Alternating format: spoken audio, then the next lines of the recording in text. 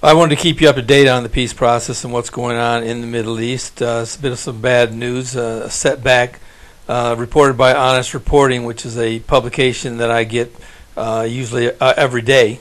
In its first story, it says that Palestinian officials have told Haaretz that peace talks are a non-starter while Prime Minister Benjamin Netanyahu faces a criminal investigation. Associates of Palestinian President Mahmoud Abbas recalled the atmosphere that prevailed with Ehud Olmert had to resign as premier, and the messages conveyed at the time by senior Israeli and American officials were that no progress could be made with a prime minister who was suspected of crimes. Moreover, they note that as opposed to Olmert, Netanyahu doesn't have much to offer on the diplomatic front. According to the same source, the Palestinian leadership is beginning to believe that U.S. President Donald Trump won't present any initiative in the near term, and even if the White House intends to do so, it will prefer to wait until Netanyahu's situation is clarified.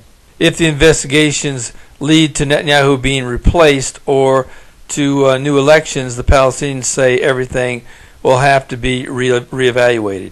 Well, probably Mr. Netanyahu's most serious case is called Case 1000, in which he and his wife are suspected of taking and accepting many gifts worth thousands and thousands of dollars. And there's another case out there that's known as Case 2000 that deals with Mr. Netanyahu giving an unfair advantage as far as stories are concerned to one paper over another.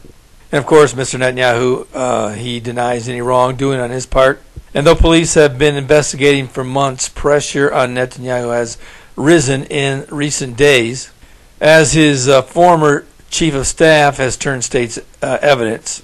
So that's one half of the coin. The other half of the coin is that Mahmoud Abbas, who is the ruling leader of the Palestinian Authority, is believed to be in poor physical health, but is unwilling to step down and also unwilling to name a successor at this time.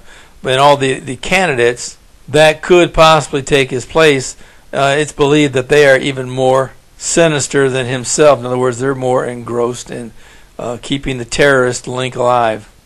So we'll have to wait and see if President Trump does push ahead for a proposed September meeting between the two heads, or if he postpones it due to the fact that Mr. Netanyahu is embroiled in a criminal investigation, and also Mr. Abbas's health seems to be deteriorating.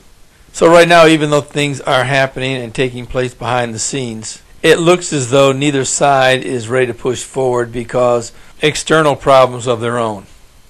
We'll just have to see how the Trump administration moves forward on this. If you haven't heard, there's also a European Union peace proposal that is now on the table. And again, the European Union is said to be eager to jump in if in fact the United States does fail this time around. And certainly that would be a welcome development for the Palestinian Authority, because they believe that both Jared Kushner and Jason Greenblatt are puppets of the Israeli government. And that may be another good reason why that the U.S. leadership is doomed to fail, because of the fact that both these men are considered in the back pocket of the Netanyahu administration. Well, the next scheduled peace arrangement that will surface will be sometime in September. I'm not 100% sure what day it is in September, but I know that President Donald Trump will be meeting with the two leaders again, and supposedly they're supposed to take steps toward peace and at least some type of progress. But with this development of Netanyahu being under investigation for some illegal supposed bribes, I guess you'd have to call it, he may virtually be involved with this for quite some time. So everything that the Trump administration was trying to do may be delayed at least till the first of the year. And of course, Mr. Trump has his own legal problems, so he may be pushing it back himself until things start to cool down in the Russian probe that's being undertaken right now in the United States. So certainly there may be delay in trying to push peace forward in the Middle East. But if you don't know the Lord, today is the day of salvation. Don't put it off. 150,000 people will die today. The Bible says the vast majority of them will end up in a burning hell. Don't let that happen to you. Come to the Lord. Allow Him to save you. And you Christians, you need to get a copy of my Tribulation Period Survival Guide. You can get a free version, which is written in 9 different languages. Just go down to my description section in this video. Go to my website, and it should get you to where you need to go.